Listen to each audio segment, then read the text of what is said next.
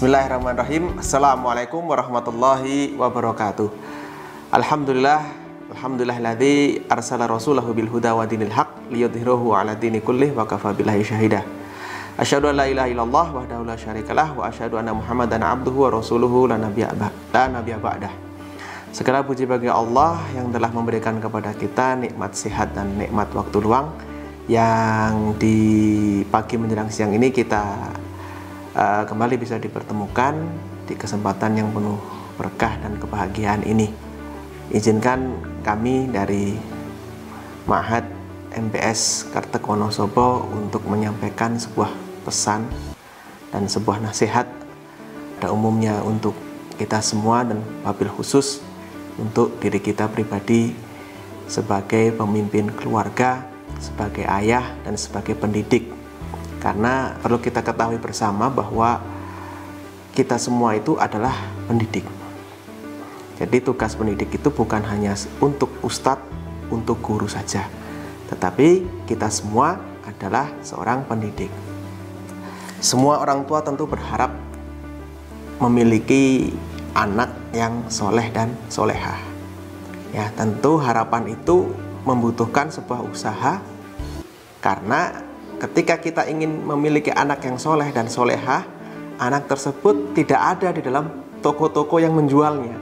Harus kita yang mendidik, harus kita yang merawat, harus kita yang memfasilitasi. Oleh karenanya, dalam Islam menempatkan pahala yang sangat besar bagi anak yang soleh. Tentu Bapak Ibu yang dimakan Allah, pembelajaran di sini tidak hanya sebatas transfer of knowledge saja, transfer ilmu saja, tapi juga dibutuhkan yang namanya marhalah atau istilahnya tahapan-tahapan.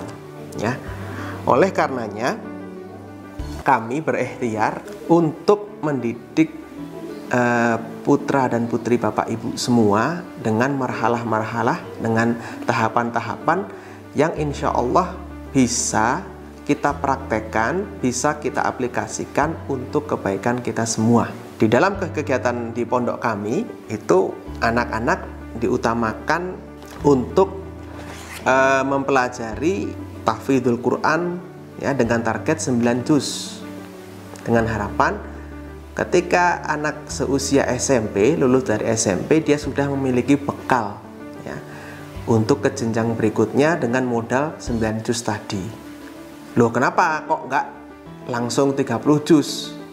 Betul, karena memang di sekolahan kita ini masih menganut pada sistem pendidikan kedinasan, yang otomatis juga kita akan mendapatkan semacam dua ijazah, ijazah pondok dan ijazah sekolah.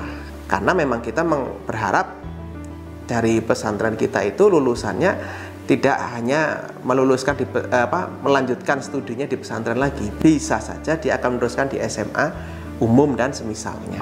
Kemudian dalam program unggulannya juga kita membekali pada santriwan dan santriwati itu untuk pembelajaran bilingual ya, bilingual atau dua bahasa yang sedang kita rintis, yaitu bahasa Arab dan bahasa Inggris ya, karena ini merupakan semacam, kalau bahasa Arab untuk alat dalam mempelajari agama, sedangkan Inggris untuk mempelajari hal-hal yang berkaitan dengan dunia saat ini. Setelah itu juga kita membekali anak tahfidzul hadis. Nah, kita ada namanya programnya namanya 1000 hadis ya, 1000 hadis yang tiap harinya kita memang ada setorannya supaya anak selain menghafal Al-Quran juga bisa menghafal hadis. Nah, praktek dari itu semua, praktek dari dia menghafal Al-Quran dan hadis, kita praktekkan, kita langsung konsepkan untuk terjun berdakwah. Ada yang namanya muhadasah, hiwar, ya, kemudian khutbah, kemudian dakwah di masyarakat, ya, kita praktekkan ke situ. Dengan harapan ilmu yang mereka serap, ilmu yang mereka pelajari itu bisa langsung diterapkan, tidak hilang. Silakan bagi Bapak Ibu yang ingin ada pertanyaan, yang ingin melihat profil kami lebih jelasnya, bisa Bapak Ibu lihat di website kami ppdb.mbswonosobo.com atau bisa lewat WA ya, kemudian nanti tanya langsung dengan asatidah yang ada di situ. atau juga bisa langsung mendatangi di Ponpes kami di Kertek dengan membawa surat pendaftaran, diantaranya fotokopi rapot SD atau MI yang kelas 6, kemudian SKHUN, KK, dan akte. SMP MTS Kertek tentunya kalau kita membicarakan mengenai pembelajaran, kita karena ada reguler dan ada boarding yaitu pondok, itu tentunya ada dua kurikulum yang dijadikan satu, terintegrasi, di mana kita memakai kurikulum K13, tetapi ini masa pandemi sehingga memakai kurikulum darurat dan terintegrasi dengan kurikulum pondok atau boardingnya.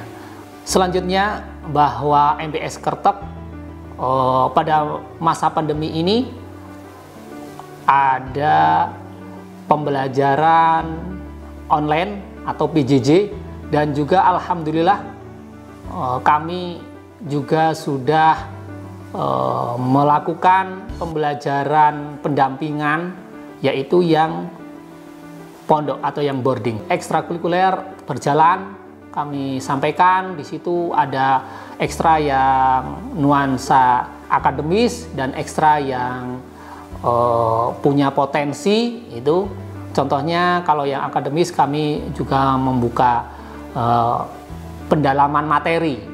Di situ ada IPA, bahasa Inggris, matematika. Gitu. Sedangkan yang potensi itu seperti bela diri, tapak suci, badminton, dan sebagainya.